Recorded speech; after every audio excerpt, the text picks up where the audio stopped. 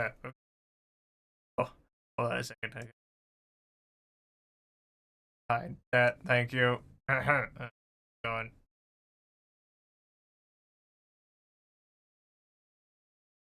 Drag this over here. Perfect. Okay. Yes. I'm terribly sorry that I'm late. By the by, I'll just. But luckily, is one of my pals had a flat, so I had to go ride out and lend him a hand.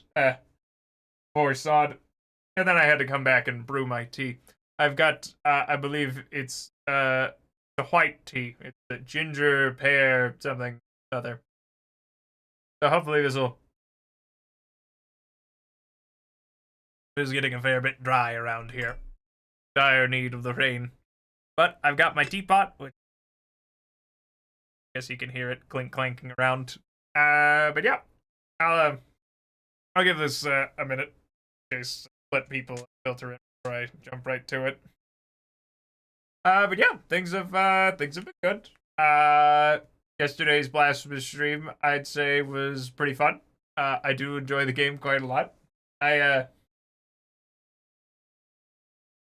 I think that it's nice the departure from like the comically sized. Uh,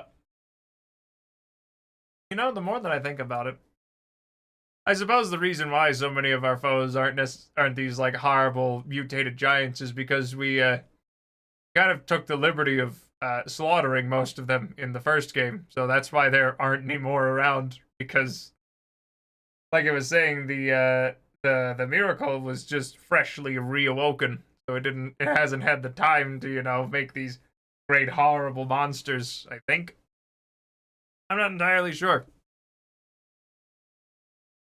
So yeah. Let's see what else is on the docket. I think I'm gonna go for more Don Quixote on Friday, as well as maybe karaoke. I'm not 100% sure on that one, but I think I can probably do it.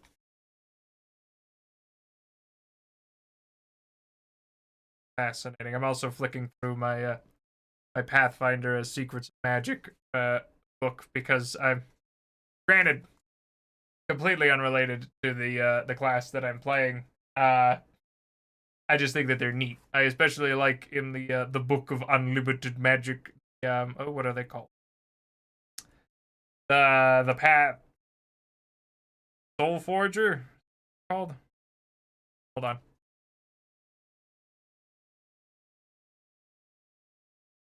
Yeah, they're called Soul Forgers. They're basically it's just like the oh, what was it? Not entirely sure, but I think it was like one of those like early aughts. Uh, uh, Man, I really can't remember, but I do remember vividly that the protagonist he had like a sword and he would point it to the heavens and then the armor would come down. And I distinctly remember one time where they were like in a void or something, and he tried calling the armor down, but it just couldn't get to him because it was too far. I think not 100 on that one, but anyway.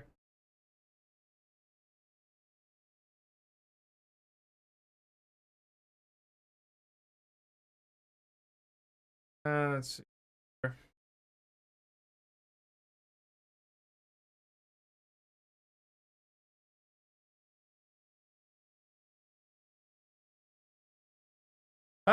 But yeah, because I'm playing the resident inventor, and though I did take the actually that does. I should probably look at the scrounger perk. I'm just gonna be yapping for about like a good maybe like another few minutes just filter in the scrounger Pathfinder to go. Also have a little bit more of my tea because I do have a sizable pot brewed. Hmm.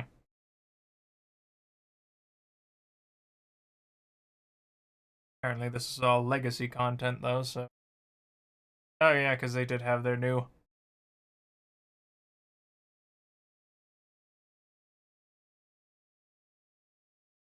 ah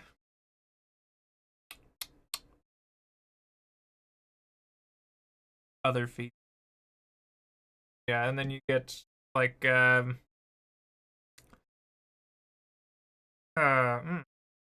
question.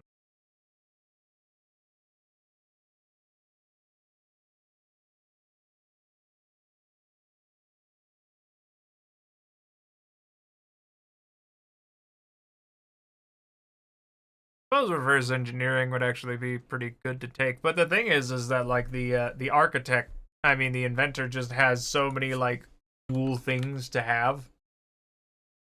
Like let's say, let me take a look at some of their, like the free healing forever. Now, granted, I mean sure a lot of classes end up getting free healing forever, that kind of stuff. But then you can also take like diving armor, or I guess their level 4 stuff isn't that great, but you do get like the ability to make like a bunch of gadgets, so you just get whatever, man. Whatever you want. There's Contrail.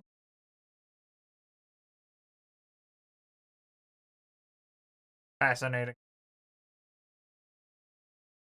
And then you can let's make a Volt.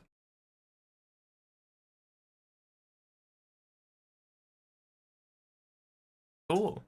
Free lightning bolt, basically. I mean, that one's a level 6. Visual fidelity. Found a way to use a hodgepodge of devices to enhance your visual and can see invisible. I see.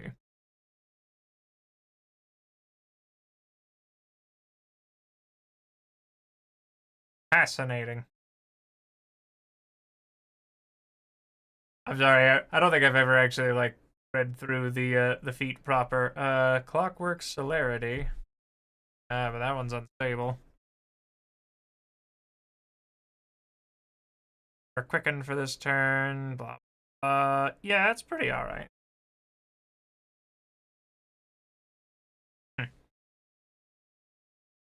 Pardon me. Ubiquitous gadgets, electrify armor. Ubiquitous gadgets. I also do like the flavor text because you've got like you've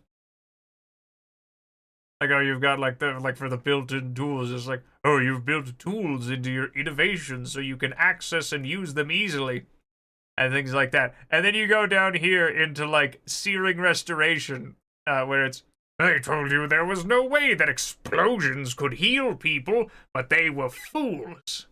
Fools who didn't understand your brilliance.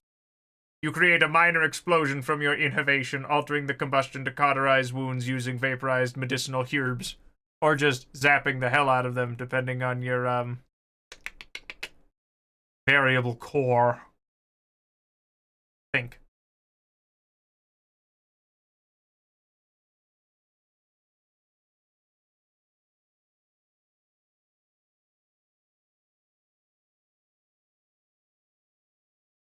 Defensive boost, blah, blah, blah.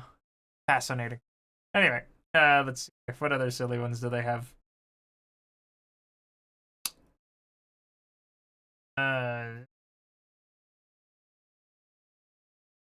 You quickly fling some of your powered-up mechanisms to an ally, sharing your benefits with them briefly. That one's drive ally, and that one's cool. At the end of their next turn, the ally strikes deal additional damage equal to half of your intelligence modifier, or your full intelligence modifier if you're in critical overdrive. They don't gain increased damage from expert master or legendary drive, which is neat enough, I suppose. Let's see here. Oh, right. They thought you had used up all your devices, but they were wrong. You have a few more gadgets up your sleeves than others expect. You can select this feat a second time if you are level 14 or higher. Fascinating. And then there's, your enemies think they can concentrate on something else while you're nearby. Oh, you'll give them a distraction, alright. Or like, with lock on. Aha! You lock on to your enemy's weak point to assist your construct companion in destroying it. But, I don't like the construct. I just like the armor stuff. Fiddle with your allies' weapons as well, for, their benefit. Don't worry about it. Fascinating. And then all that takes is a quick check. Cool. Let's see here. Just the thing. Hold on. What was it? Yeah, there it is. You failed to account for this. When your foes try to attack you, you always seem to have some outlandish invention you can pull out at the last second to protect you from whatever attack they throw at you.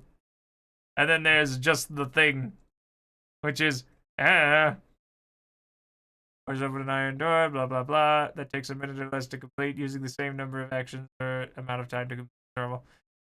Describe the devices you pull out and use to accomplish the skill. The specifics of how you accomplish this are up to you, but they should fit the challenge at hand. Blah, blah, blah. All right, I think that's been a good amount of time. I think it's time we get to the reading. You know, let me pour another quick cup of my tea. Yep.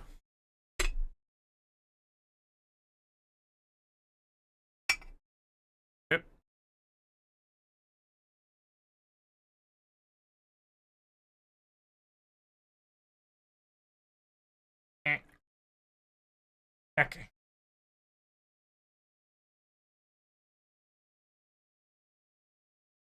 Not exactly much of a master tea pourer. Now, where was? Ah, yes, chapter 10. Tyler. Okay. Another quick sip.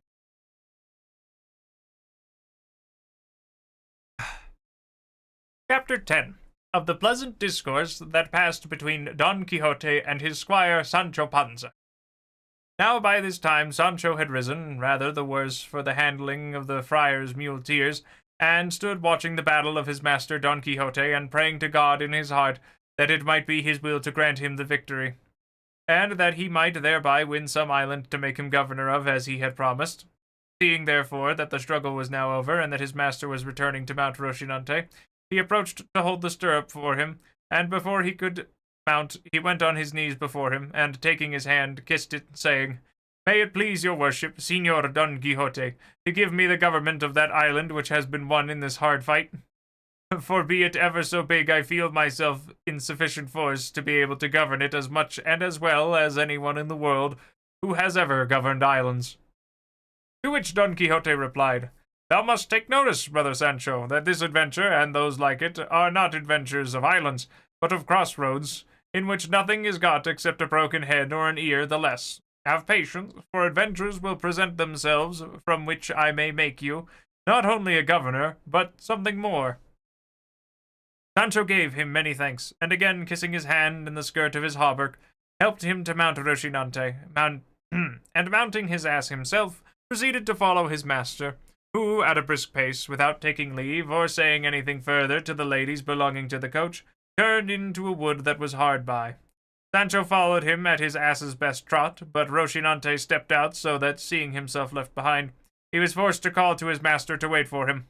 Don Quixote did so, reining in Rocinante until his weary squire came up, who, on reaching him, said, It seems to me, Signor, it would be prudent in us to go and take refuge in some church. For seeing how mauled he with whom you fought has been left, it will be no wonder if they give information on the affair to the Holy Brotherhood and arrest us. And faith, if they do, before we come out of jail, we shall have to sweat for it. Peace, said Don Quixote. Where hast thou ever seen or heard that a knight-errant has been arraigned before a court of justice, however many homicides he may have committed? I know nothing about homicides, answered Sancho, nor in my life have had anything to do with one. I only know that the Holy Brotherhood looks after those who fight in the fields, and that other matter I do not meddle. And in that other matter I do not meddle. Then thou needest have no uneasiness, my friend, said Don Quixote, for I will deliver thee out of the hands of the Chaldeans, much more out of those of the Brotherhood. But tell me, as thou livest, hast thou seen a more valiant knight than I in all the known world? Hast thou read in history of any who has or had higher mettle in attack, more spirit in maintaining it, more dexterity in wounding, or skill in overthrowing? The truth is, answered Sancho, that I have never read any history, for I can neither read nor write. But what I shall venture to bet is that a more daring master than your worship I have never served in all the days of my life. And God grant that this daring be not paid for where I have said.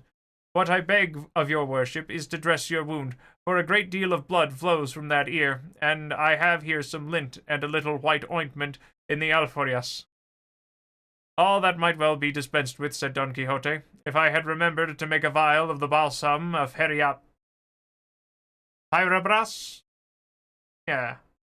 Or is it Firabras? Yeah, we'll go with Firabras. For time and medicine are saved by one single drop. What vial and what balsam is that? It is a balsam, said Sancho Panza.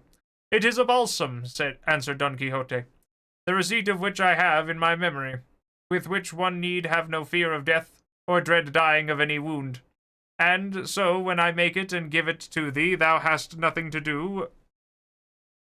When in some battle thou seest they have cut me in half through the middle of the body, as is wont to happen frequently, but neatly and with great nicety ere the blood congeal, to place that portion of the body which have fallen to the ground upon the other half which remains in the saddle, taking care to fit it on evenly and exactly. Then thou shalt give me to drink but 2 drops of the balsam I have mentioned, and thou shalt see me become sounder than an apple. Sounder than an apple. I don't think I've ever heard that one. If that be so, said Panza, I renounce henceforth the government of that promised island, and desire nothing more in payment of my many and faithful services than that your worship give me the receipt of this supreme liqueur, for I am persuaded it will be worth more than 2 reals an ounce anywhere, and I want no more to pass the rest of my life in ease and honor, but it remains to be told if it costs much to make it. With less than 3 reals, 6 quarts of it may be made, said Don Quixote. A sinner that I am, said Sancho. Then why does your worship put off making it and teaching it to me? Peace, friend, answered Don Quixote. Greater secrets I mean to teach thee, and greater favors to bestow upon thee. And for the present let us see to the dressing, for my ear pains me more than I could wish. I'm gonna have a quick...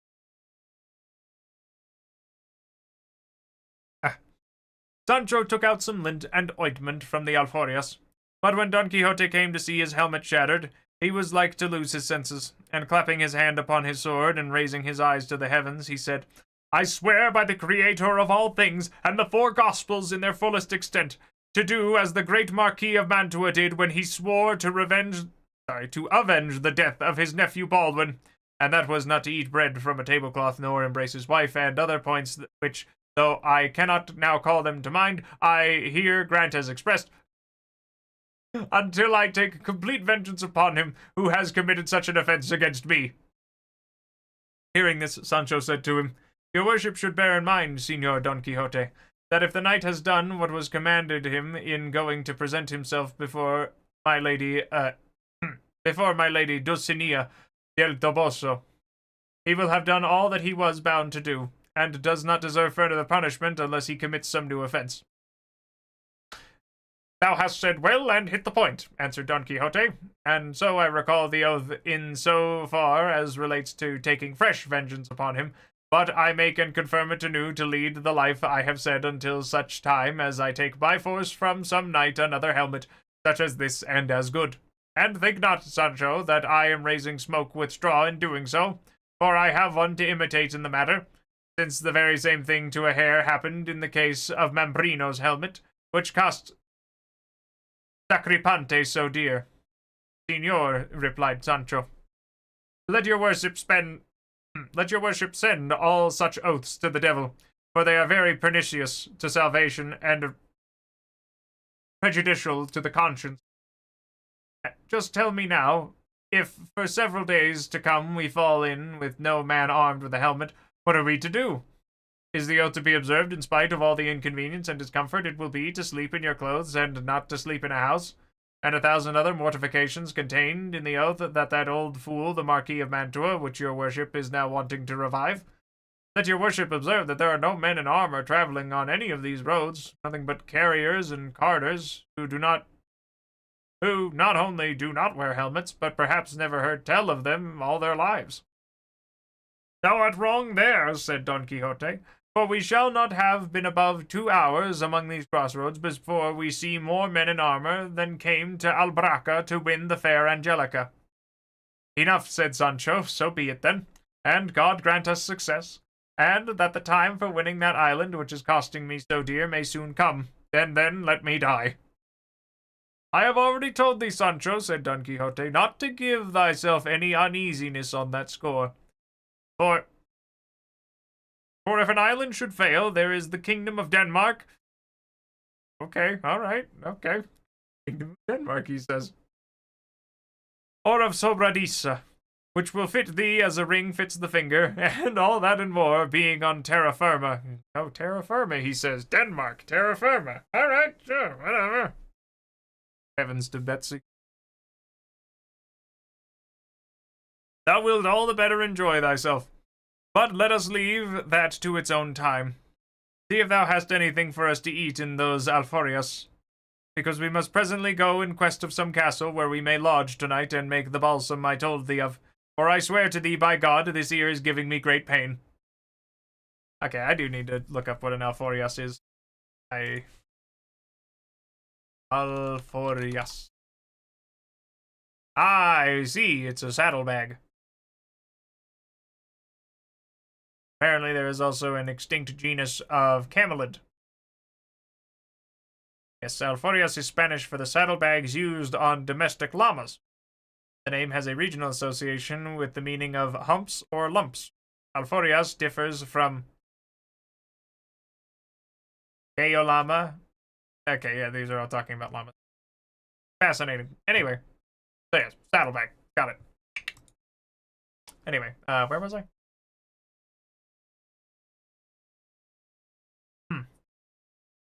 I have here an onion, and a little cheese, and a few scraps of bread, said Sancho. But they are not victuals fit for a valiant knight like your worship. How little thou knowest about it, answered Don Quixote. I would have thee to know, Sancho, that it is the glory of knights errant to go without eating for a month, and even when they do eat, that it should be what comes first to hand. And this would have been clear to thee, hadst thou read as many histories as I have.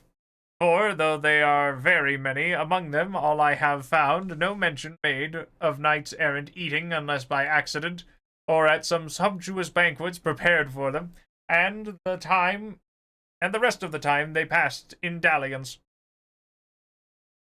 And though it is plain they could not do without eating and performing all other natural functions, because, in fact, they were men like ourselves, it is plain, too, wandering as they did, that the most part of their lives through woods and wilds and without a cook. Their most usual fare would be rustic viands, such as thou now offer me. So that, friend Sancho, let not that distress thee which pleases me, and do not seek to make a new world or pervert knight-errantry. Pardon me, your worship, said Sancho, for as I cannot read or write, as I said just now, I neither know nor comprehend the rules of the profession of chivalry. Henceforward I will stock the alforjas with every kind of dry fruit for your worship. As you are a knight, and for myself, as I am not one, I will furnish them with poultry and other things more substantial. I do not say, Sancho, replied Don Quixote, that it is imperative on knights errant not to eat anything else but the fruits thou speakest of. Only that their more usual diet must be those, and certain herbs they found in the fields, which they knew, and I know too. A good thing it is, answered Sancho, to know those herbs, for to my thinking it will be needful some day to put that knowledge into practice. And here, taking out what he said he had brought, the pair made their repast peaceably and sociably. But anxious to find quarters for the night, they, with all despatch, made an end of their poor dry fare, mounted at once, and made haste to reach some habitation before night set in. But daylight and the hopes of succeeding in their object failed them close by the huts of some goatherds. So they determined to pass the night there, and it was as much to Sancho's discontent not to have reached a house, as it was to his master's satisfaction to sleep under the open heaven. For he fancied that each time this happened to him, he performed an act of ownership that helped to prove his chivalry. little more tea. Ah. Chapter 11. What befell Don Quixote with certain goatherds.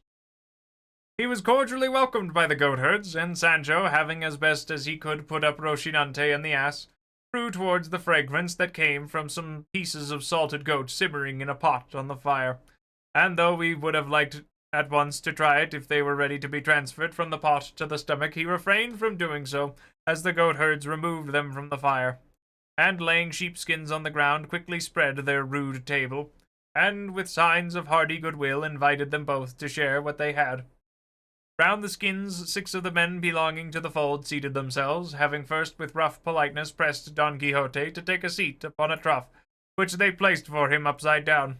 Don Quixote seated himself, and Sancho remained standing to serve the cup, which was made of horn.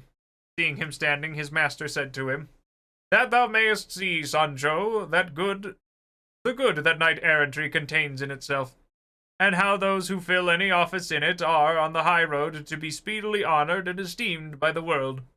I desire that thou seat thyself here at my side, and in the company of these worthy people, and that thou be one with me, who am thy master and natural lord, and that thou eat from my plate, and drink from whatever I drink from.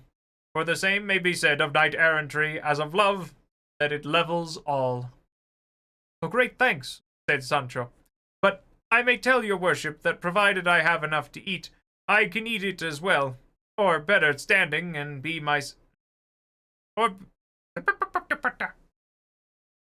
or better standing and by myself than seated alongside of an emperor, and indeed, if the truth is to be told, but I eat in my corner without form or fuss has much more relish for me, even though it be bread and onions, than the turkeys of those other tables where I am forced to chew slowly, drink little, wipe my mouth every minute, and cannot sneeze or cough if I want to, or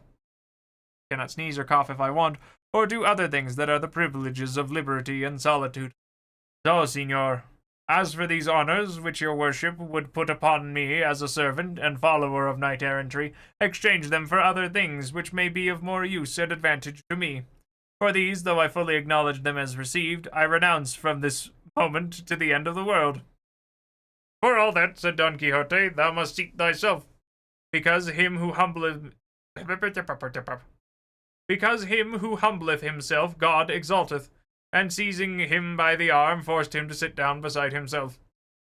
The goatherds did not understand this jargon about squires and knights-errants, and all they did was to eat in silence and stare at their guests, who, with great elegance and appetite, were stowing away pieces as big as one's fist. The course of meat finished, they spread down upon the sheepskins a great heap of parched acorns, and with them they put down half cheese harder than if it had been made of mortar. All this while the horn was not idle, for it went around so constantly, now full, now empty, like the bucket of a water wheel, that it soon drained one of the 2 wineskins that were in sight. When Don Quixote had quite appeased his appetite, he took upon a handful of the acorns, and, contemplating them, attentively delivered himself somewhat in this fashion: "Happy the age, happy the time, to which the ancients give the name of golden, not because in that fortunate age the gold so coveted in this our iron one was gained without toil, but because they that lived in it knew not the 2 words mine and thine. In that blessed age all things were common. To win the daily food no labor was required off any save to stretch forth his hand and gather it from the sturdy oaks that stood generously inviting him with their sweet, ripe. The clear streams and running brooks yielded their savory, limpid waters in noble abundance.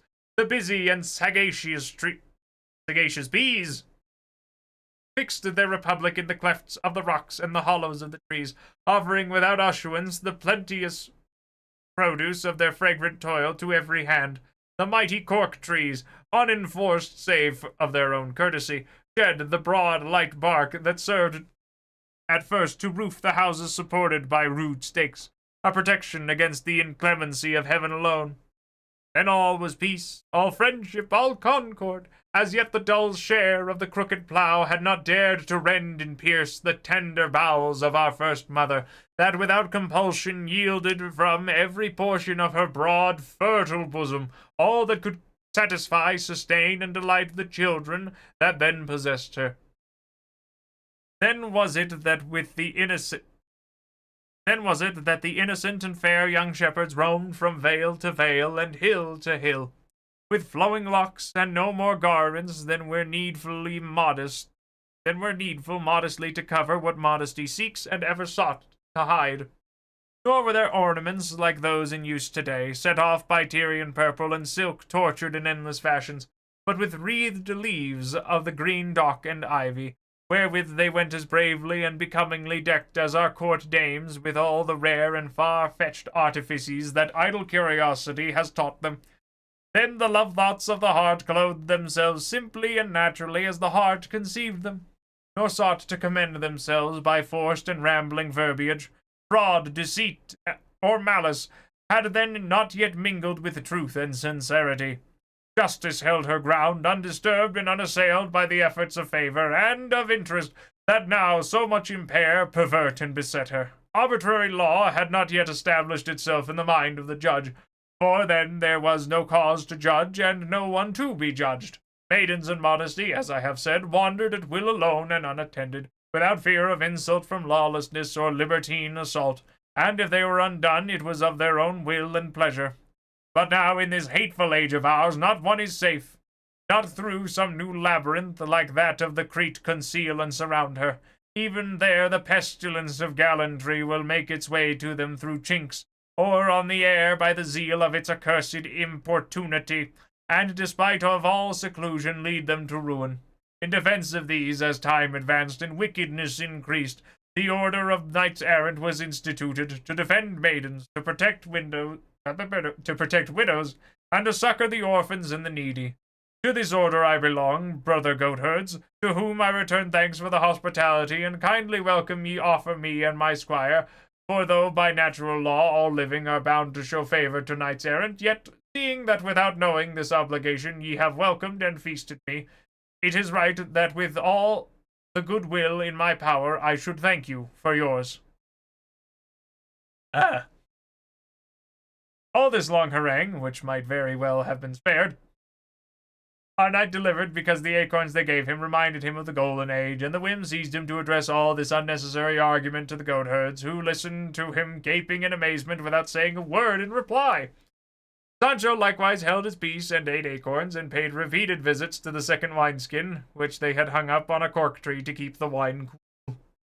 Don Quixote was longer in talking than the supper in finishing, at the end of which one of the goatherds said, "That your worship, Señor Knight-errant, may say with more truth that we show you hospitality with ready goodwill.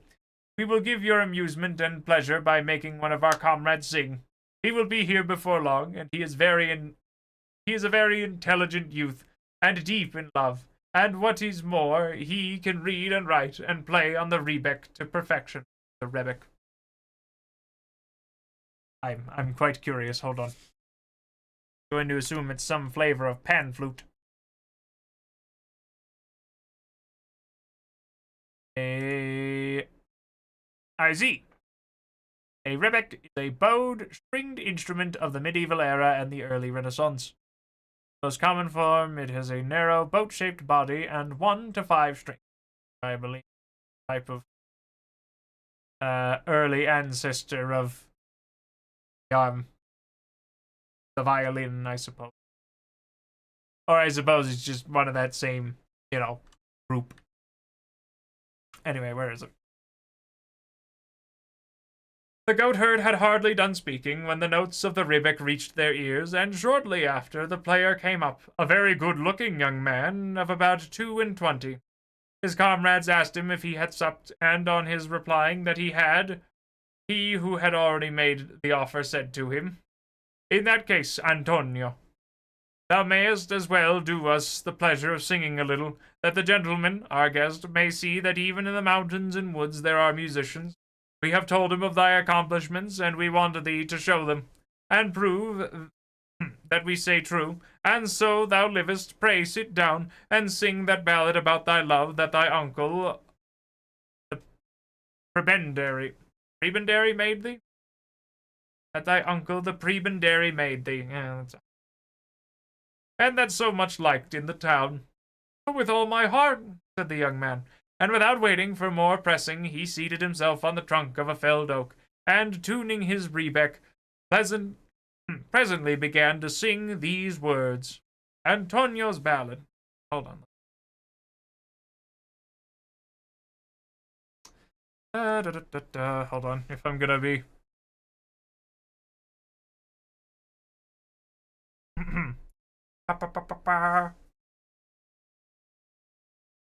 Thou dost love me well, oh Allah, Allah la.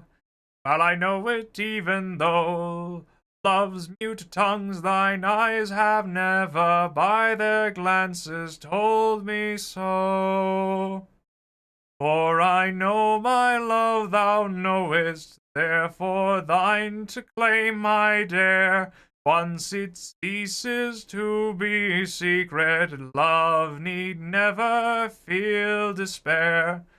True it is, oh Allah, oh la la. True it is, oh la la, sometimes thou hast all too plainly shown that thy heart is brass in hardness, and thy snowy bosom stone. Yet for all that, in thy coyness and thy fickle fits between, hope is there at least the border of her garment may be seen. Lures to the faith are they, those glimpses, and to hope, and to faith in thee I hold. Kindness cannot make it stronger, and coldness cannot make it cold. If it be that love is gentle, in thy gentleness I see something holding out assurance to the hope of winning thee.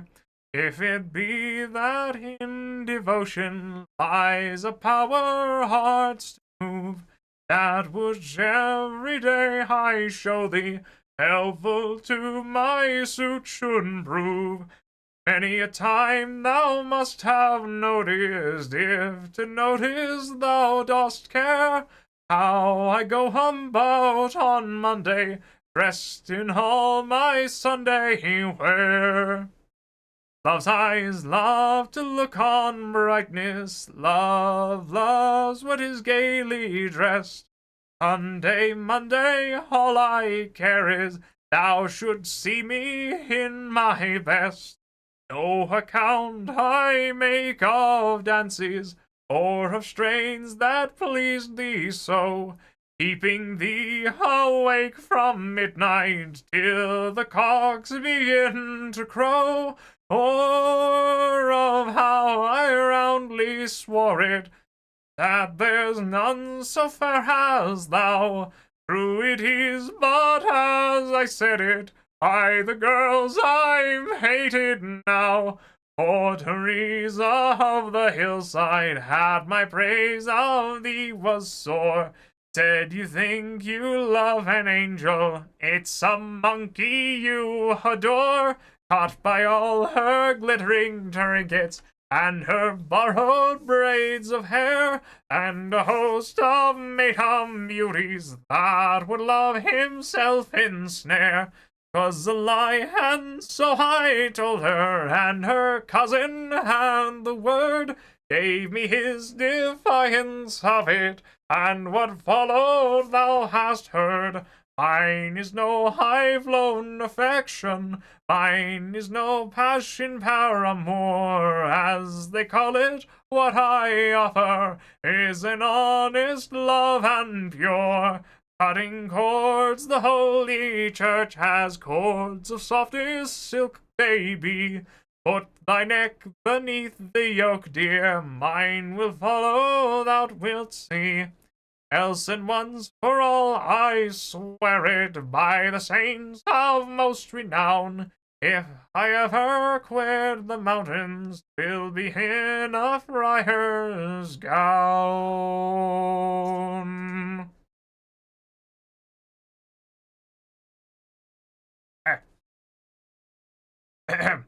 Where was I? Here the goatherd brought his song to an end, and though Don Quixote entreated him to sing more, Sancho had no mind that way, being more inclined for sleep than for listening to songs. So he said to his master, "Your worship will do well to settle at once where you mean to pass the night, for the labor these good men are at all day does not allow them to spend the night in singing." "I understand thee, Sancho," replied Don Quixote. "I perceive clearly that those visits to the wineskin demand compensation in sleep rather than in music." "It's sweet to us all, blessed be God." "I do not deny it," replied Don Quixote, "but seeing thyself where thou wilt, those of my calling are more becomingly employed in watching than in sleeping. Still, it would be well if thou wert to dress this ear for me again, for it is giving me more pain than it need." Sancho did as he bade him, but one of the goatherds, seeing the wound, told him not to be uneasy, as he would apply a remedy with which it would soon be healed, and gathering some leaves of rosemary, of which there was a great quantity there, he chewed them and mixed them with a little salt, and applying to the ear, he secured them firmly with a bandage, ensuring him that no other treatment would be required, and so it proved. Oh, hold on, I need another sip.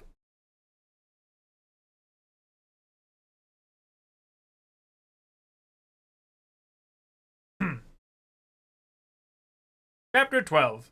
Of what a goatherd related to those with Don Quixote.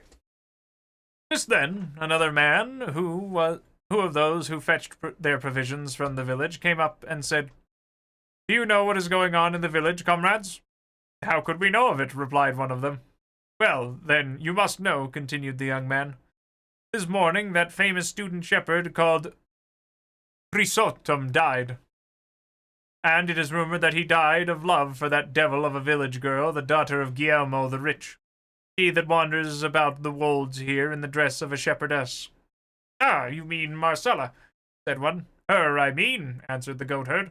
"And the best of it is, he has directed in his will that he is to be buried in the fields like a Moor, at the foot of the rock where the cork tree spring is, because, as the story goes, and they say he himself said so, that was the place where he first saw her, and he also left other directions which the clergy of the village say should not and must not be obeyed, because they savor of paganism.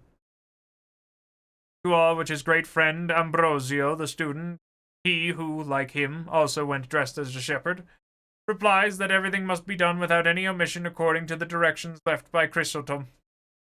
Chrysostom.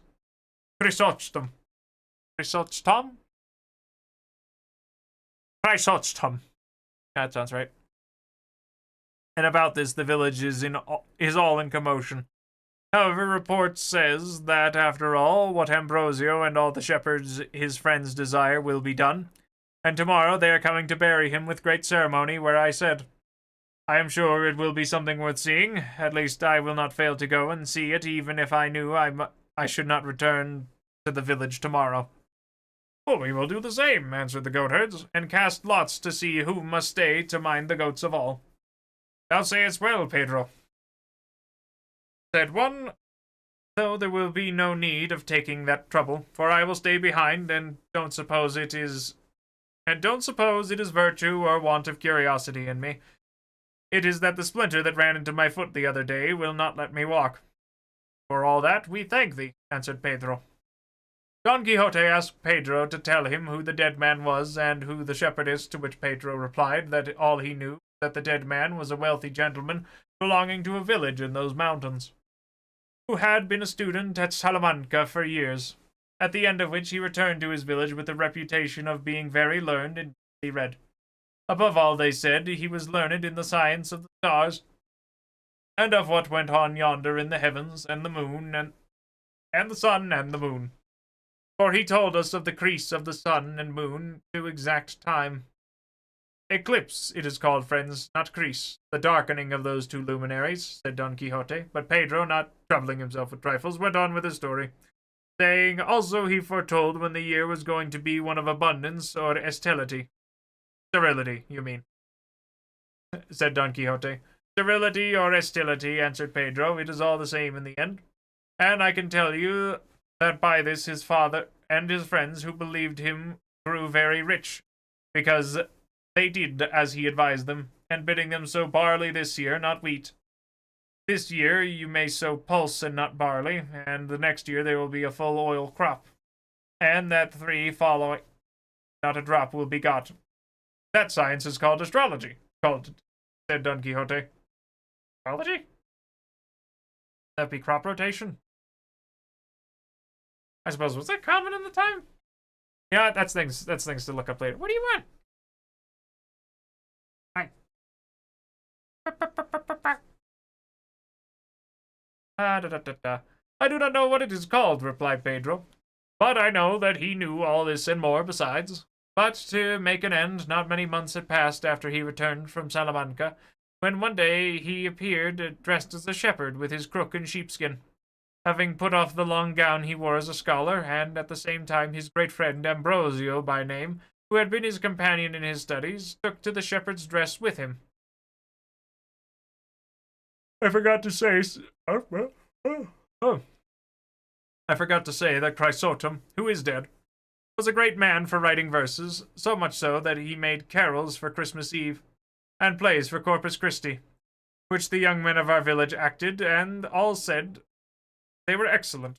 When the villagers saw the 2 scholars not so unexpectedly appearing in shepherd's dress, they were lost in wonder, and could not guess what had led them to do so extraordinary a change.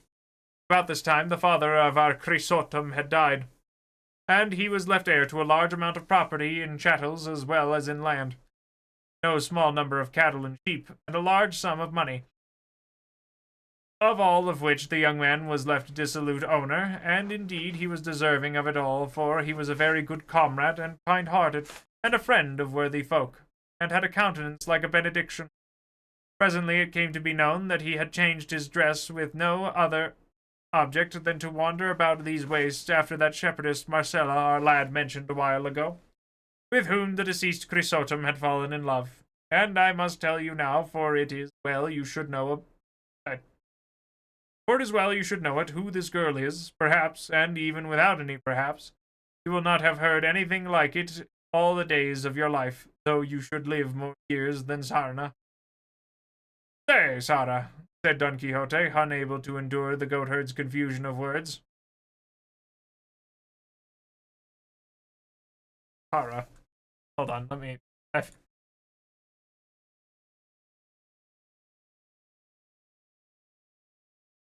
Princess, I see.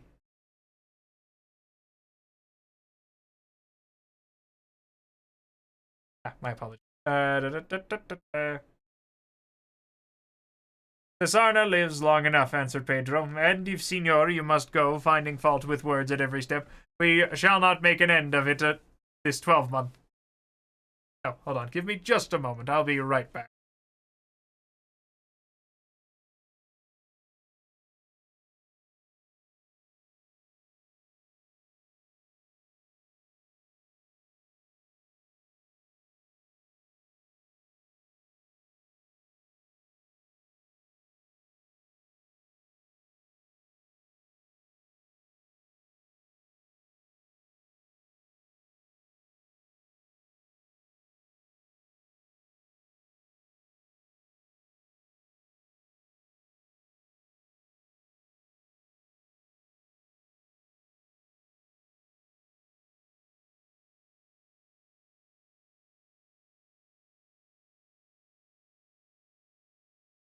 Okay, I'm back.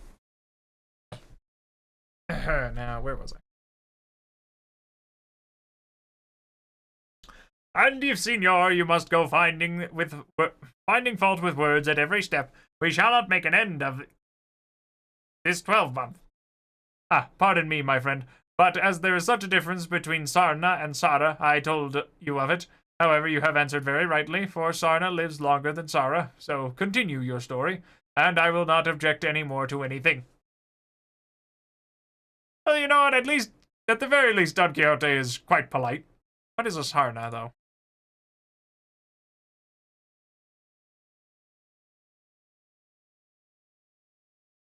Oh, not the low.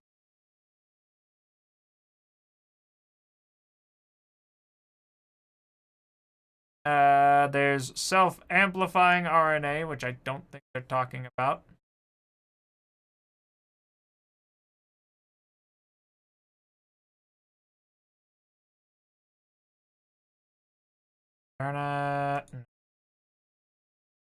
Okay, hold on. There's a lot of stuff around here. Battletech Sarna, the word.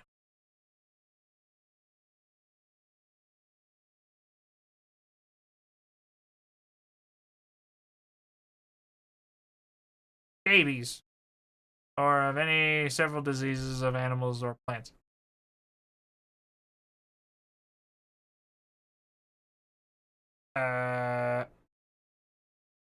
Fascinating. So I suppose that, yes. Anywho.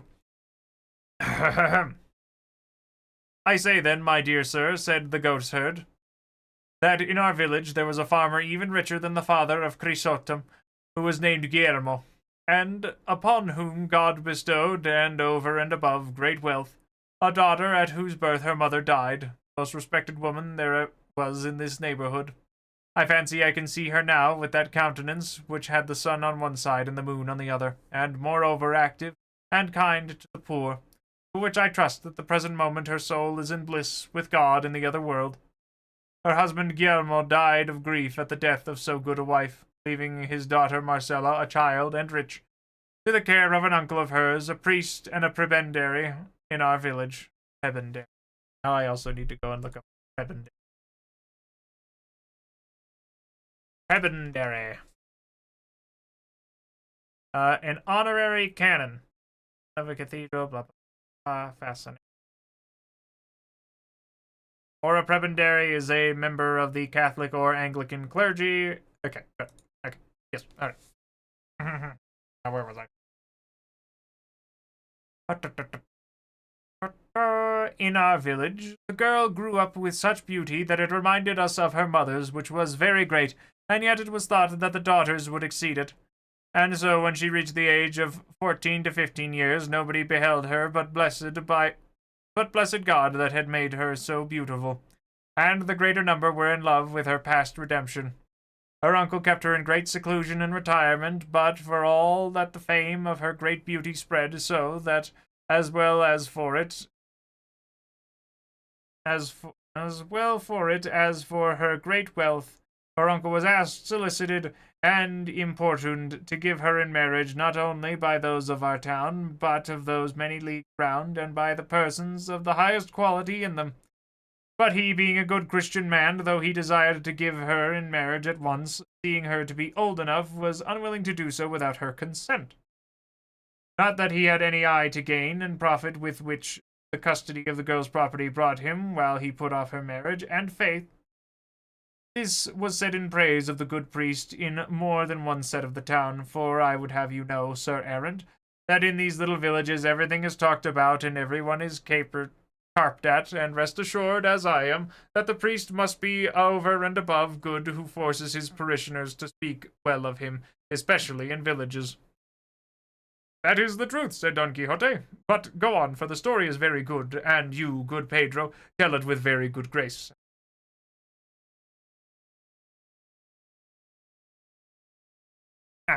Yeah, I probably should have this longer. Anyway. May that of the Lord not be wanting to me, said Pedro. What is the one to have? To proceed, you must know that though the uncle put before his niece and described to her the qualities of each one in particular of the many who had asked her in marriage, begging her to marry and making a choice according to her own taste, she never gave any other answer than she had no desire to marry just yet, and that being so young, she did not think herself fit to bear the burden of matrimony, At these, to all appearance, reasonable excuses that she made, her uncle ceased to urge her, and waited till she was somewhat more advanced in age and could mate herself to her own liking. For, said he, and he said quite right, parents are not to settle children in life against their will. But when one least looked for it, lo and behold, one day the demure Marcella makes her appearance turned shepherdess, and, in spite of her uncle and all those of the town that strove to dissuade her, took to going afield with the other shepherd lasses of the village, tending her own flock, and so, since she appeared in public and her beauty came to be seen openly, I could not well tell you how many rich youths, gentlemen, peasants have adopted the costume of Quixote, and go about the fields making love to her. One of these has already been said, was our deceased friend, of whom they say that he did not love but adore her. But you must not suppose, because Marcella chose a life of such liberty and independence, and of so little or rather no retirement, that she has given any occasion, or even the semblance of one, for disparagement of her purity and modesty. On the contrary, such and so is the great vigilance of which watches over her honor, that of all those who court and woo her, not one has boasted, nor can with truth boast, that she has given him any hope, however small, of obtaining his desire. For although she does not avoid or shun the society and conversation of the shepherds, and treats them courteously and kindly, I've lost my place, hold on. Should any one of them come to declare his intentions to her, though it be one as proper and holy as that of matrimony, she flings him from her like a catapult, and with this kind of disposition she does more harm in this country than if the plague had gotten into it, for her affability and beauty draw on the hearts of those that associate with her to love her and to court her, but her scorn and her frankness bring them to the brink of despair, and so they know not what to say to proclaim know not what to say, save to proclaim her aloud cruel and hard-hearted, and other names of the sort, which well describe the nature of her character. And if you should remain here any longer, Signor, you would hear these hills and valleys resounding with the laments of the rejected ones who pursue her. Not far from this there is a spot where there are a couple of dozen of tall beeches, and there is not one of them but has carved and written on its bark the name of Marcella, and above some a crown carved on the same tree, as though her lover would say more plainly that Marcella wore and deserved that of all human beauty.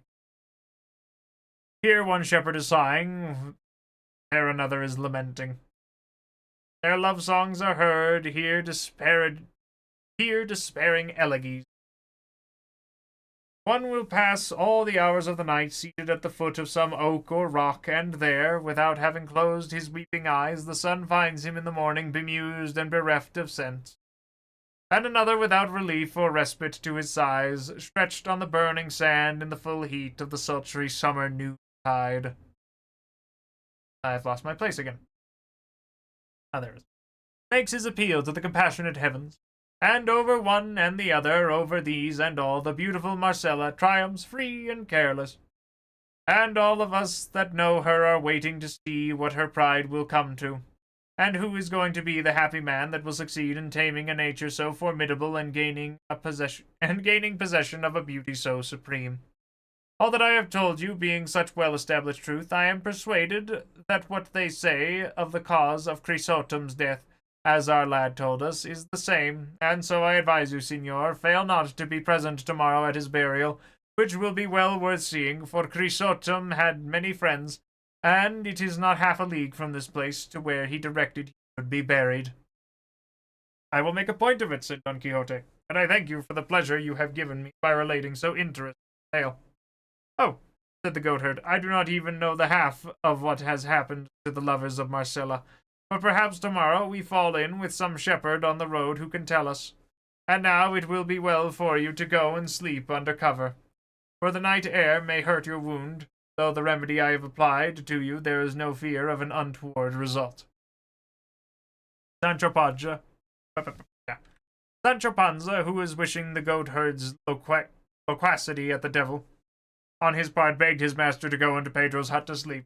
He did so, and passed all the rest of the night in thinking of his lady Dulcinea, In imitation of the lovers of Marcella, Sancho Panza settled himself between Rocinante and his ass and slept. Not like a lover who had been discarded, but like a man who had been soundly kicked. I'm going.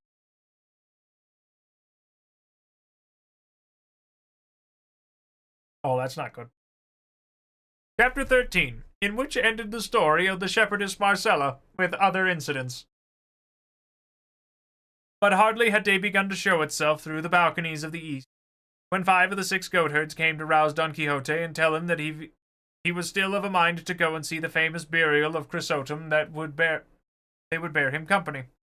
Don Quixote, who desired nothing better, rose and ordered Sancho to saddle and panel at once, which he did with all dispatch, and with the same they all set out forthwith.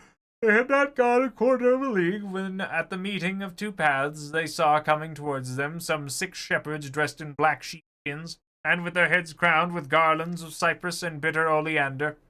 Each of them carried a stout holly staff in his hand, and along with them there came 2 men of quality on horseback in handsome travelling dress. With them 3 servants on foot accompanying. Courteous salutations were exchanged on meeting, and inquiring one of the other which way each party was going, they learned that they were all bound for the scene of the burial, and so they went on all together. One of those on horseback, addressing his companion, said to him, "It seems to me, Signor Vivaldo, that we may reckon so well spent the delay we shall incur in seeing a remarkable funeral. For remarkable it cannot but be, judging by the strange things the shepherds have told us, of both the dead shepherd and homicide shepherdess." "So I think too," replied Vivaldo, and I would delay not a day, but 4, for the sake of seeing it. Don Quixote asked what it was they had heard of Marcella and Quixote, and the traveller answered that the same morning they had met these shepherds, and seeing them dressed in this mournful fashion, they had asked the reason of their appearing in such a guise, which one of them gave, describing the strange behaviour and beauty of a shepherdess called Marcella, and the loves of many who courted her, together with the death of that Quixote to whose burial they were going. In short, he repeated all that Pedro had related to Don Quixote. This conversation dropped, and another was commenced by him who was called Vivaldo, asking Don Quixote what was the reason that led him to go armed in that fashion in a country so peaceful. To which Don Quixote replied, "The pursuit of my calling does not allow nor permit me to go in any other fashion.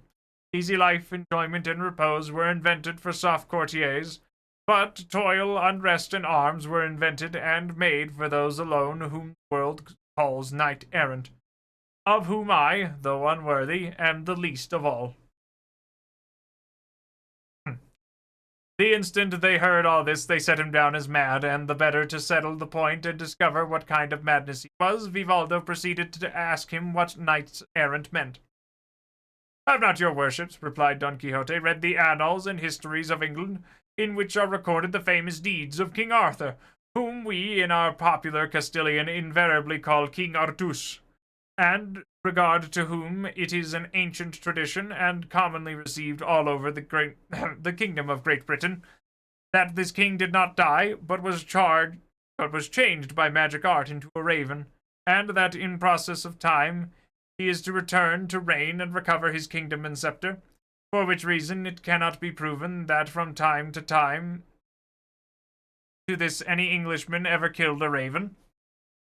Well then, in the time of this good king, that famous order of chivalry of the Knights of the Round Table was instituted, and the armour of Don Lancelot of the Lake with the Lady Guinevere occurred, precisely as is there related. The go-between and confidant therein, and confidant therein being the highly honourable Dame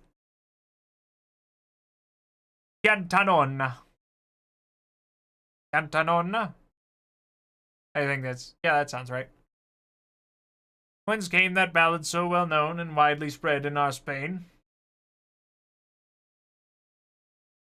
Oh, never surely was there knight so served by hand of dame, as served was he Sir Launcelot hight, when he from Britain came. With all the sweet and delectable course of his achievements in love and war handed down from that time, then, this order of chivalry went on extending and spreading itself over many and various parts of the world, and in it famous and renowned for their deeds were the mighty Amadeus of Gaul, with all his sons and descendants to the 5th generation, and the valiant Felix Malt of Hircania,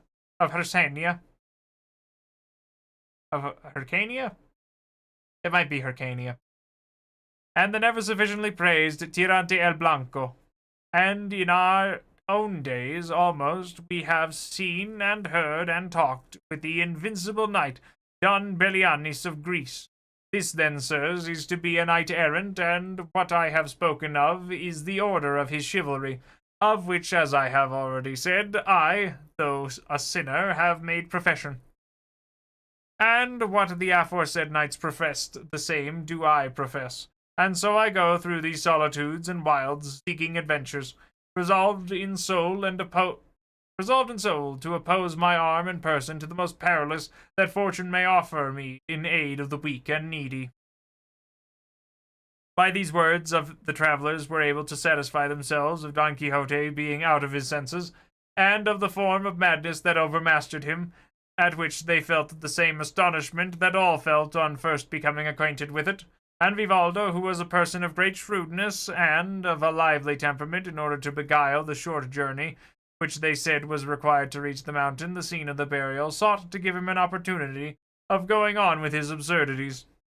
And so he said to him, "It seems to me, Signor Knight-errant, that your worship has made choice of one of the most austere professions in the world, and I imagine that even the Carthusian monks is not so austere."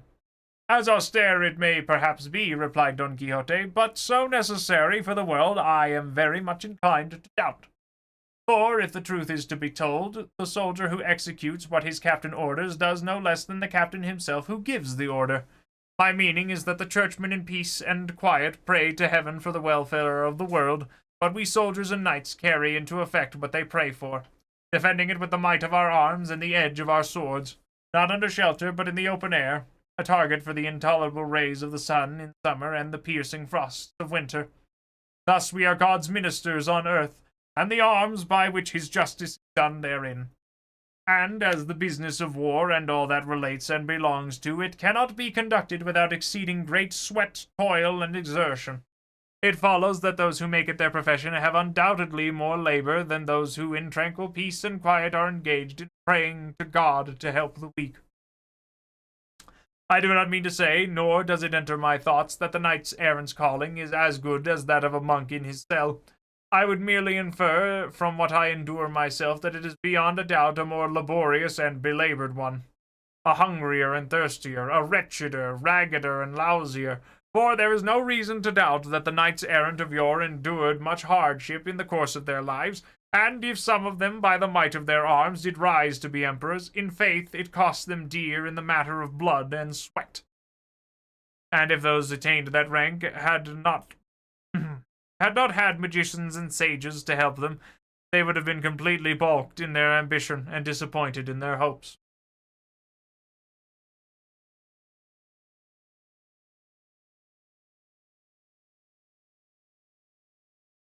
Golly.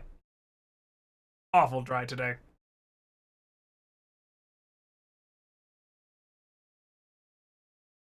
"This is my own opinion," replied the traveler, "but one thing among many others seems to me very wrong in knights errant, and that is that when they find themselves about to engage in some mighty and perilous adventure, in which there is manifest danger of losing their lives, they never at the moment of engaging think of commending themselves to God, as it is the duty of every good Christian in like peril.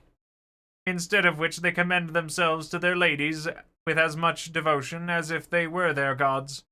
A thing which seems to me to savor somewhat of heathenism.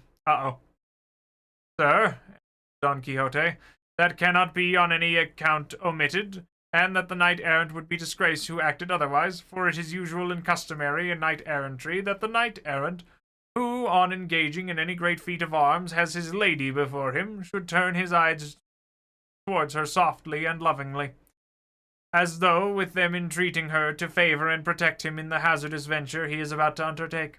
And even though no one hear him, he is bound to say certain words between his teeth, commending himself to her with all his heart. And of this we have innumerable instances in the histories, nor is it to be supposed from this that they are to omit commending themselves to God, for there will be time and opportunity for doing so while they are engaged in their task. For all that, answered the traveller, I feel some doubt still, because often I have read how words will arise between knights errant, and from one thing to another it comes about that their anger kindles, and they wheel their horses round, and take a good stretch of field, and without any more ado at the top of their speed they come to the charge, and in mid-career they are wont to commend themselves to their ladies. And what commonly comes of the encounter is that one falls over the haunches of his horse, pierced through and through by his antagonist's lance, and as for the other, it is only by holding on to the mane of his horse that he can help falling to the ground. But I know not how the dead man had time to commend himself to God in the course of such rapid work as this.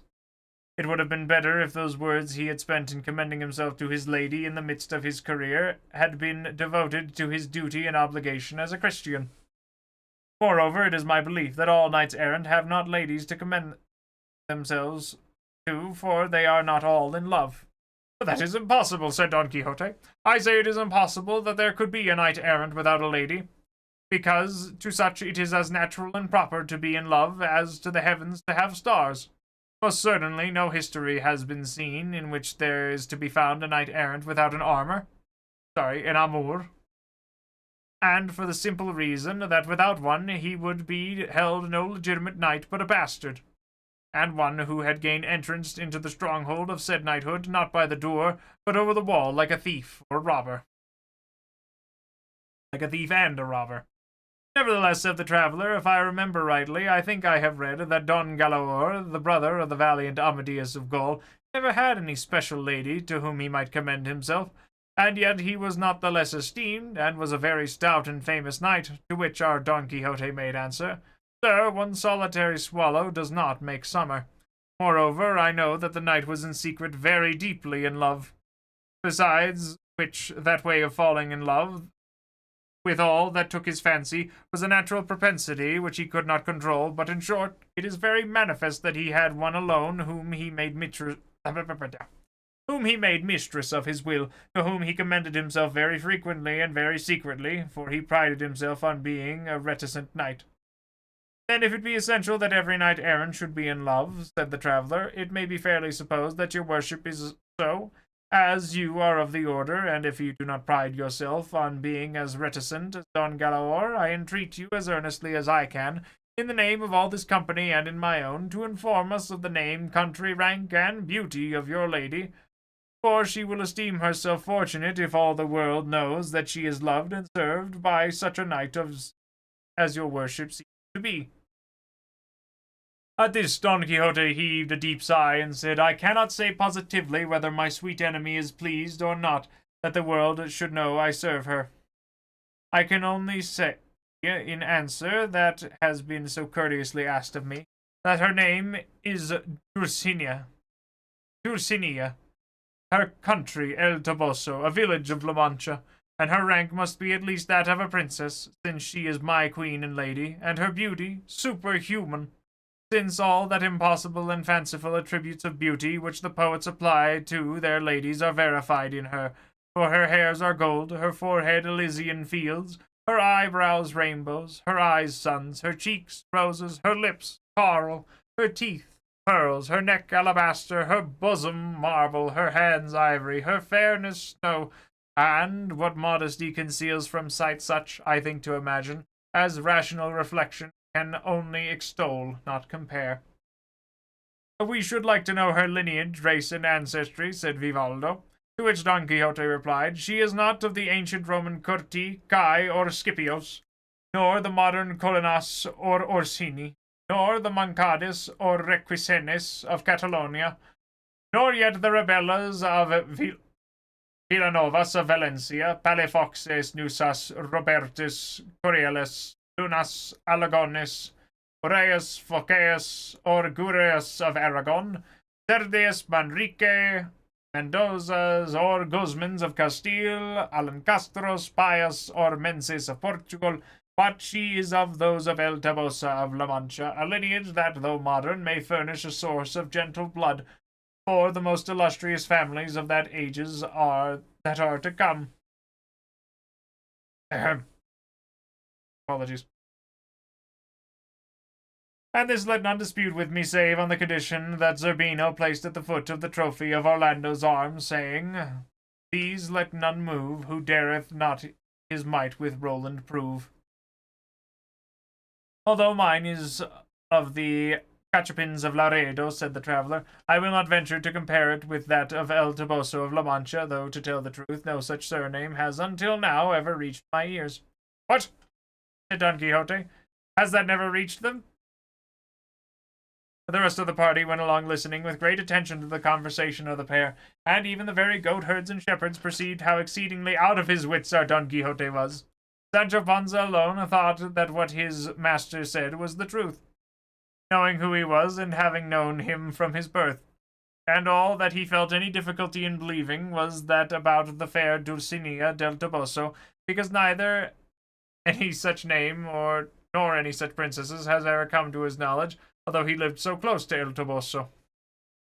They were going along conversing in this way, when they saw, descending a gap between two high mountains, about 20 shepherds, all clad in skins of black wool, and crowned with garlands, which, as afterwards appeared, were, some of them yew, some cypress. 6 of the number were carrying a bier covered with a great variety of flowers and branches. And on seeing which one of the goatherds said, Those who come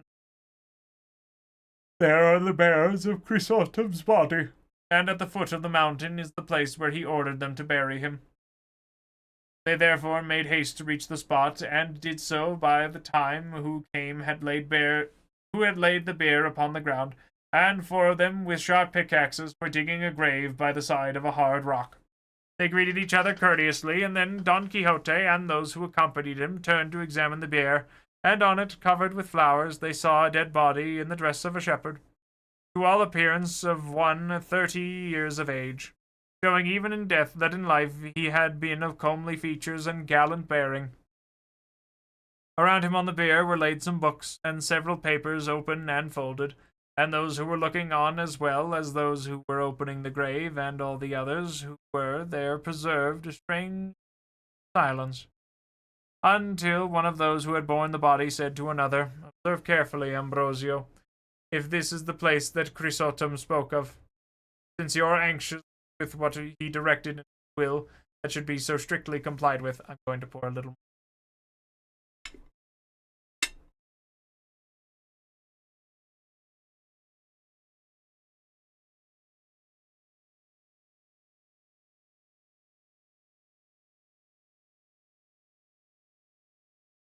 Alright, I think that's my last cup. It's also getting a little cold because it's a little chilly in here.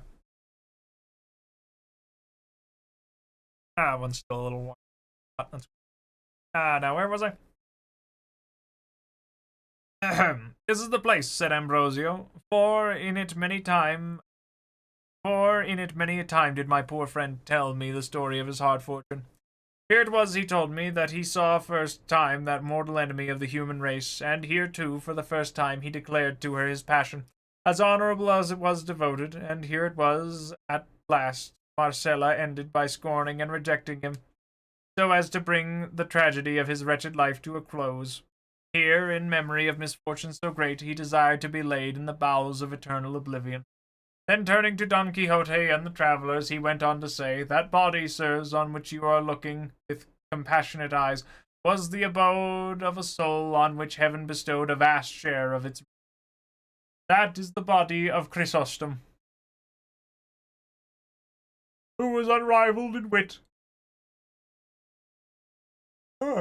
unequalled in courtesy, unapproached in gentle bearing, a phoenix in friendship, generous without limit, brave without arrogance, gay without vulgarity, and, in short, first in all that constitutes goodness, and second none.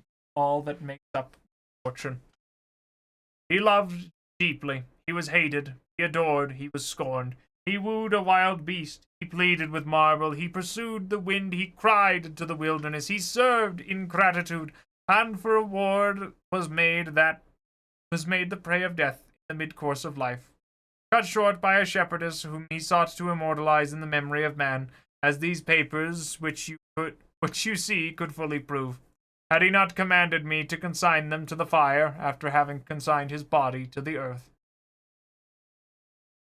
You would deal with them more rashly and cruelly than the owner himself. More harshly and cruelly than the owner himself, said Vivaldo. For it is neither right nor proper to do the will of one who enjoins what is wholly unreasonable. It would not have been reasonable in Augustus Caesar had he permitted the directions left by the divine Mantuan in his will to be carried into effect. So that, Signor Ambrosio, while you consign your friend's body to the earth, you should not consign his writings to oblivion.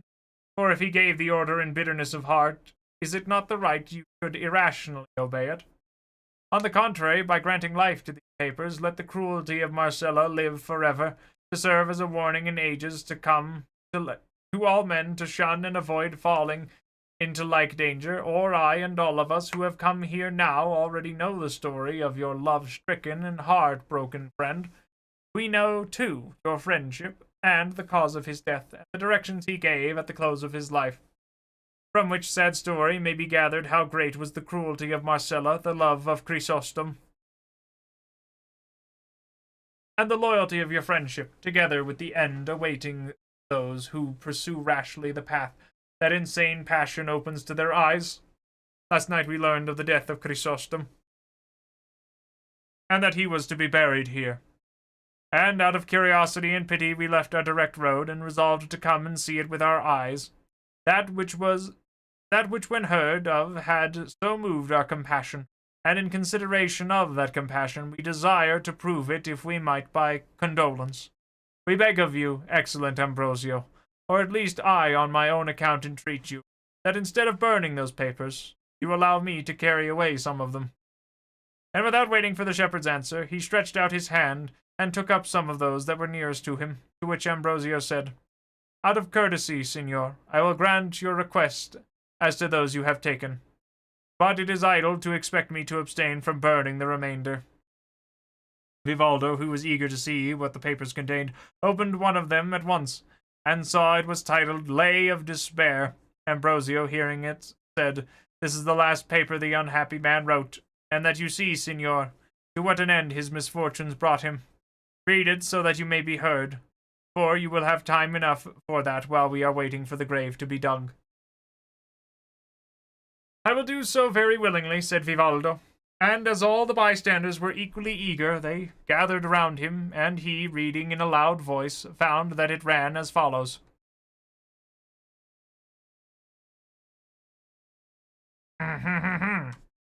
Also going to have another sip of...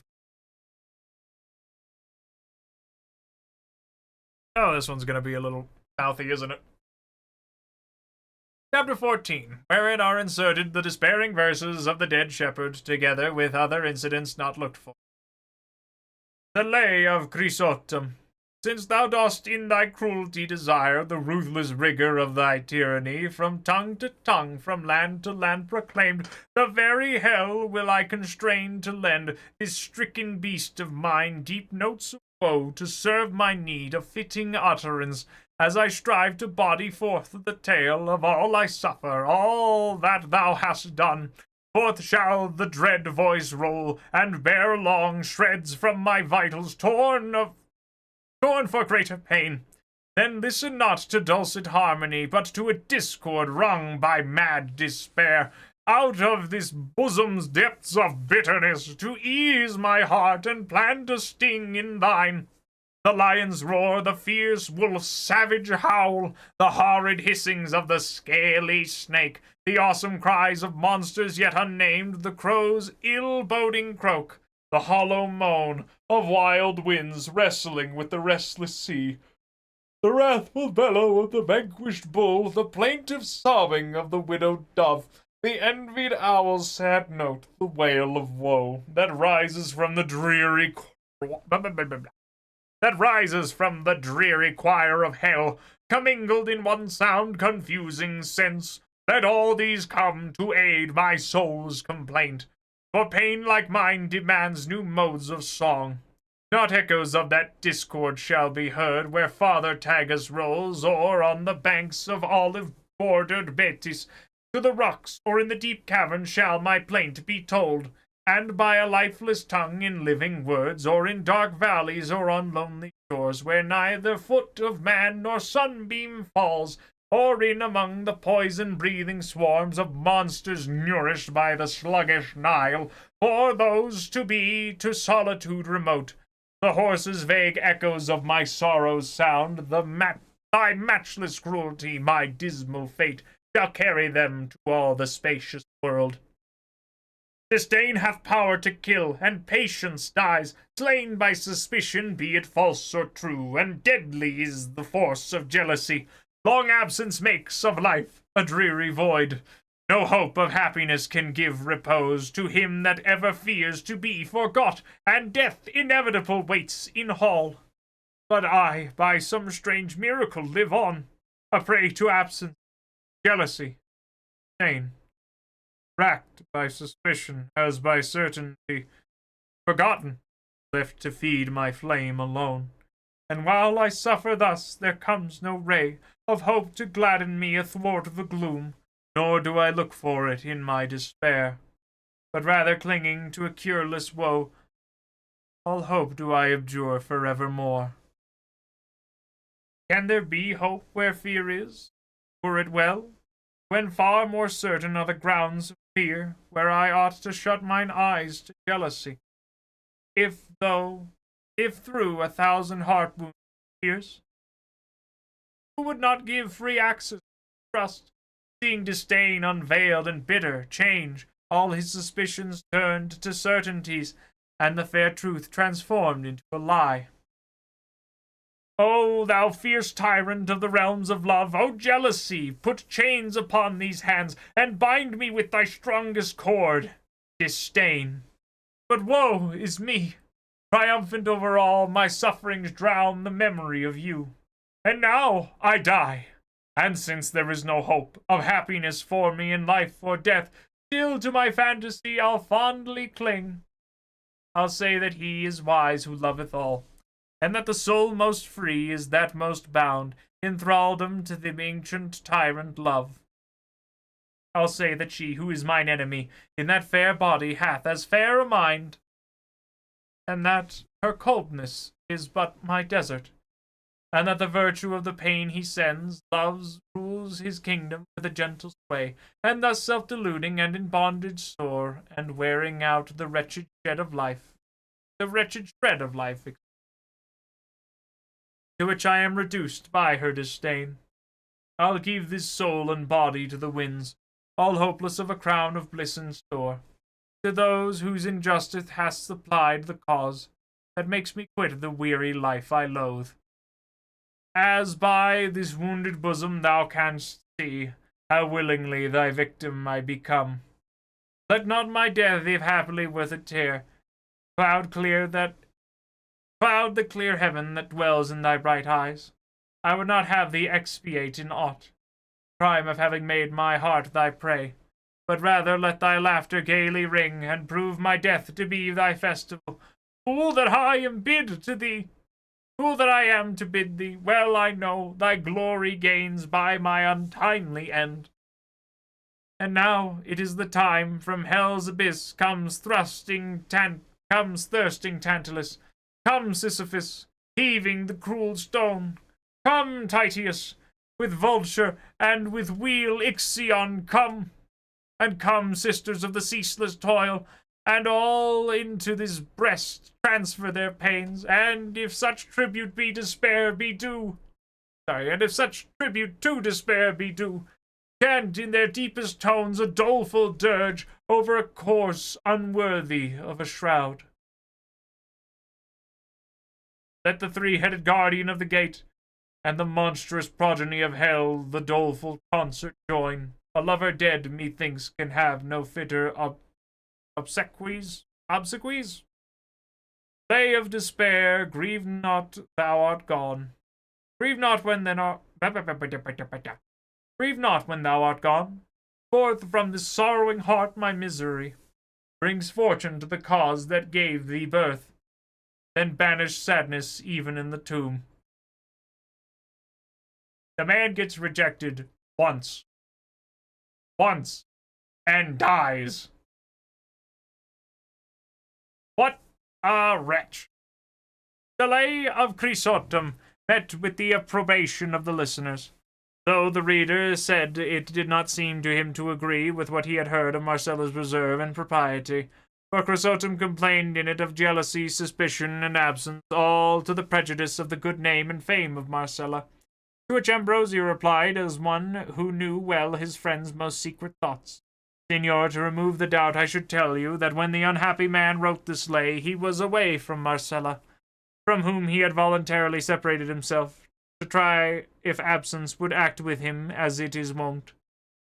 And as everything distresses and every fear haunts the banished lover, so imaginary jealousies and suspicions, dreaded as if they were true, tormented Quixote, and thus the truth of what report declares of the virtue of Marcella remains unshaken. And with her envy itself should not and cannot find any fault, save that of being cruel and somewhat haughty and very scornful. That is true, said Vivaldo, as he was about to read another paper of those he had preserved from the fire. He was stopped by a marvelous vision, for such it seemed, that unexpectedly presented itself to their eyes, for on the summit of the rock where they were digging the grave, there appeared the shepherdess Marcella, so beautiful that her beauty exceeded its reputation. Those who had never till then beheld her gaze upon her in wonder and gazed upon her in wonder and silence, and those who were accustomed to see her were not less amazed than those who had never seen her before. But the instant Ambrosio saw her, he addressed her with manifest indignation. Art thou come by chance, cruel basilisk of these mountains, to see it in thy presence blood will flow from the wounds of this wretched being thy cruelty has robbed of life? Or is it to exult over the cruel work of thy humours that thou art come, or like another pitiless Nero, to look down from that height upon the ruin of his Rome in embers? Or in thy arrogance to trample on this ill-fated corpse, as the ungrateful daughter trampled on her father Tarquines? Tell us quickly for what thou art come, or what it is thou wouldst have, for, as I know, the thoughts of Quixote never fail to obey thee in life. I will make these all who claim themselves his friends obey thee, though he be dead. I come not, Ambrosio, for any of the purposes thou hast named, replied Marcella, but to defend myself and to prove how unreasonable are all those who blame me for their sorrow and Chrysostom's death. And therefore I ask all of you that here to give me your attention, for it will not take much time or many words to bring the truth home to persons of sense. Heaven has made me, so you say, beautiful, and... I've lost my... And so much so that in spite of yourselves my beauty leads you to love me. And for the love you show me, you say, and even urge, that I am bound to love you. But that natural understanding which God has given me, I know that everything beautiful attracts love. But I cannot see how, by reason of being loved, that which is loved for its beauty is bound to love which loves it. Besides, it may happen that the lover of that which is beautiful may be ugly, and ugliness be detestable. It is very absurd to say, I love thee because thou art beautiful. Thou must love me, though I am ugly. But supporting the beauty equal on both sides, it does not follow that the inclinations must be therefore alike. What? What do you want? I'm reading a very important... Come here. Come on.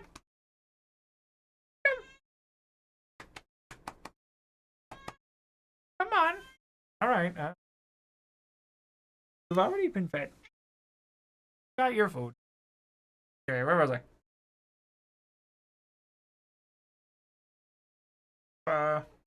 For it is not every beauty that excites love. some but pleasing the eye without winning the affection, and if every sort of beauty excited love and won the heart, the will would wander vaguely to and fro, unable to make choice of any. For there is an infinity of beautiful objects, there must be an infinity of inclinations, and true love, as I have heard it said, is indivisible, and must be voluntary, and not compelled. If this be so, as I believe it to be, why do you desire me to bend my will by force? For no other reason but that you say you love me. Nay, tell me, had heaven made me ugly, as it has made me beautiful, could I with justice complain of you for not loving me? Moreover, you must remember that the beauty I possess was no choice of mine, for, be it what it may, heaven of its bounty gave it me without me asking or choosing it, and as the viper, though it kills for it, does not deserve to be blamed for the poison it carries, as it is a gift of nature, neither do I deserve reproach for being beautiful, for beauty in a modest woman is like a fire at a distance or a sharp sword. The one does not burn, the other does not cut. But those does not cut those who do not come too near. Honor and virtue are the ornaments of the mind, without which the body, though it be so, had no right to pass for beautiful. But if modesty is one of the virtues that specially lend a grace and charm to mind and body, why should she, who is loved for her beauty, part with it to gratify one for who his pleasures alone strive with all his might and energy to rob her of it? I was born free, and that I might live in freedom, I choose the solitude of the fields, and in the trees. In the trees of the mountains I find society. The clear waters of the brooks are my mirrors, and to the trees and waters I make known my thoughts and charms. I am a fire afar off, a sword laid aside.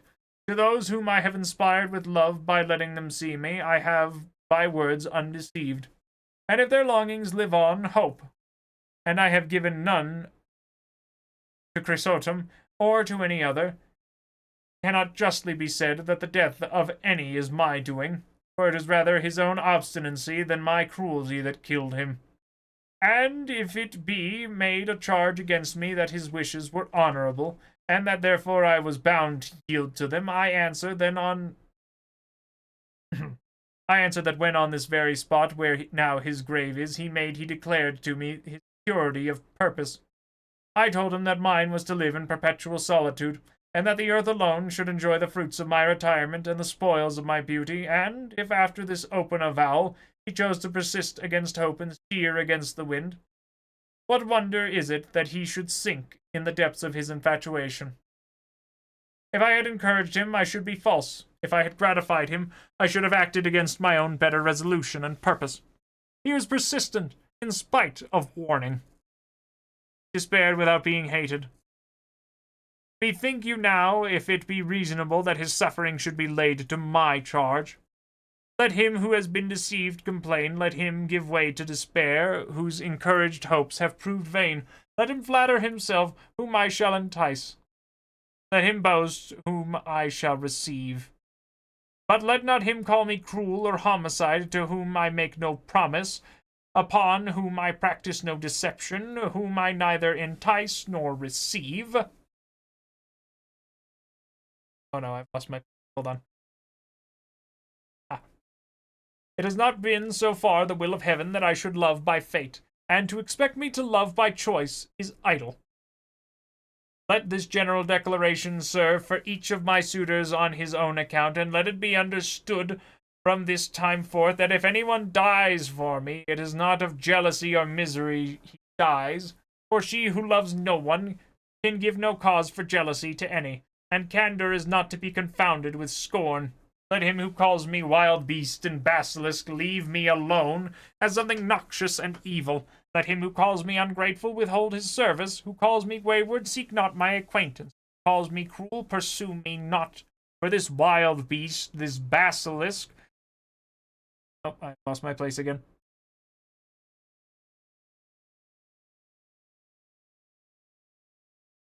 This ungrateful, cruel, wayward being has no kind of desire to seek, serve, know, or follow them. If Chrysostom's impatience and violent passion killed him, why should my modest behavior and circumspection be blamed?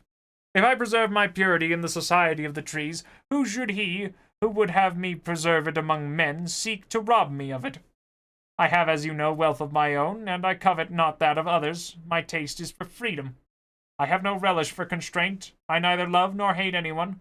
I do not deceive this one, nor court that, or trifle with one, or play with another. The modest converse of the shepherd girls of these hamlets, and the care of my goats are my recreation.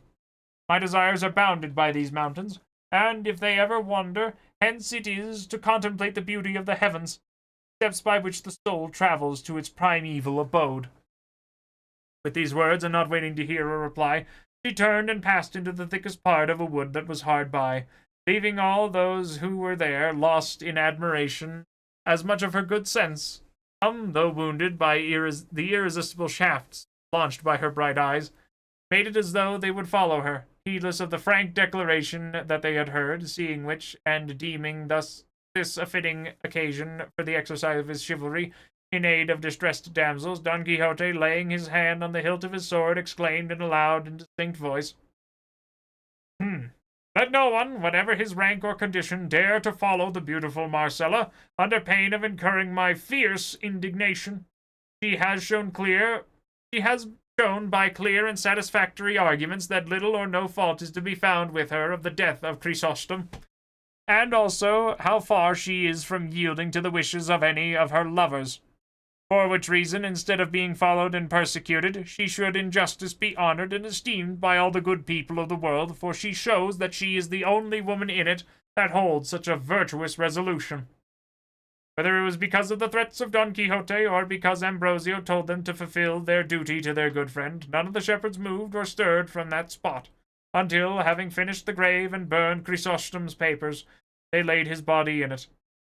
Not without many tears from those who stood by, they closed the grave with a heavy stone, till a slab was ready, which Ambrosio said he meant to have prepared, with an epitaph that was to be to this effect. Beneath the stone before your eyes, the body of a lover lies. In life he was a shepherd swain, in death a victim to disdain. Ungrateful, cruel, coy, and fair was she that drove him there, and love hath made her his ally, for spreading wide his tyranny. For spreading wide his tyranny? I'm sure it probably sounds better in Spanish. They then strewed upon the grave a profusion of flowers and branches, and all expressing their condolence with his friend Ambrosio, took their leave. Vivaldo and his companion did the same, and Don Quixote bid farewell to his host, and to the travellers, who pressed him to come with them to Seville, as being such a convenient place for finding adventures, for they presented themselves in every street and round every corner oftener than anywhere else. Don Quixote thanked them for their advice, and for the disposition they showed to do him a favor, and said that for the present he would not and must not go to Seville until he had cleared all these mountains of highwaymen and robbers, of whom report said they were full. Seeing his good intention, the travellers were unwilling to press him further, and once more bidding him farewell, they left him and pursued their journey, and in the course of which they did not fail to discuss the story of Marcella and Chrysostom, as well as the madness of Don Quixote. He, on his part, resolved to go in quest of the shepherdess Marcella, and make her offer to all of the service he could render her. But things did not fall out with him as he expected, according to what is related in the course of the veracious history, of which the second part ends here.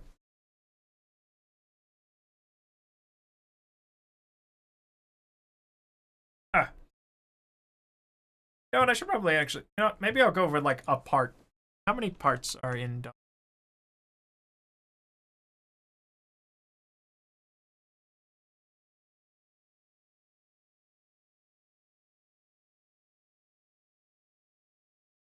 The book was published in 2 parts, but it says the second part. The second part has ended here. Hold on, let me take a look here.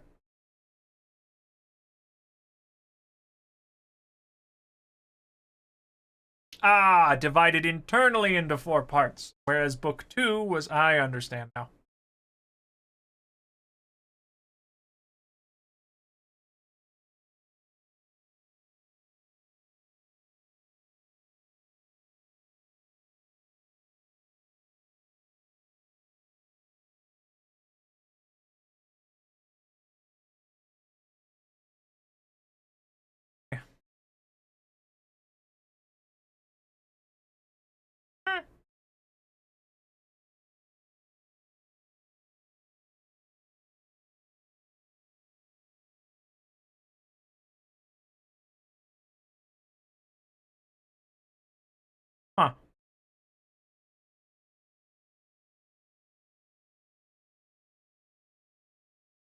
Interesting. Well, you know what? I think I'll break it down by parts, I guess. I'm not 100% sure. The second part was,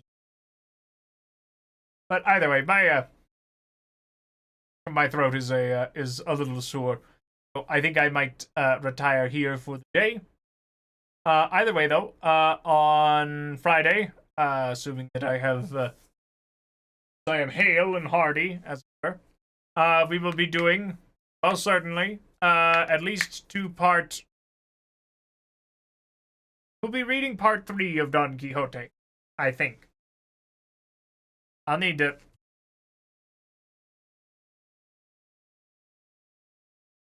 I mean, yeah, it says that it's divided internally.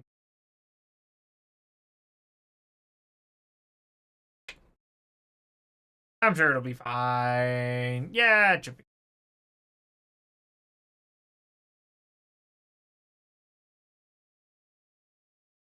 I mean, uh,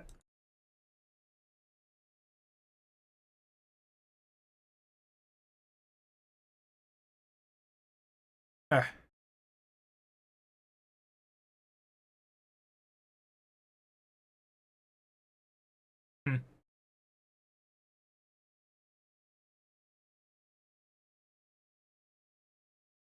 Hmm. Good tea. Good tea. All right, yeah, we'll go by at least like a part. Hopefully they've got it written into bits and chunks. And if not, then we'll just keep reading as we go. And if it comes to it that Canto 7 rolls around and we're not done, well, we'll just keep reading. Because after all, we'll at least have like 3 weeks until the end of Canto 7. Give or take. So yeah, I'll thank you all very much for attending. I do sincerely appreciate it, and I'll catch you Friday. Yeah, that's gonna be the plan. So toodaloo. Ba-da-da-dot.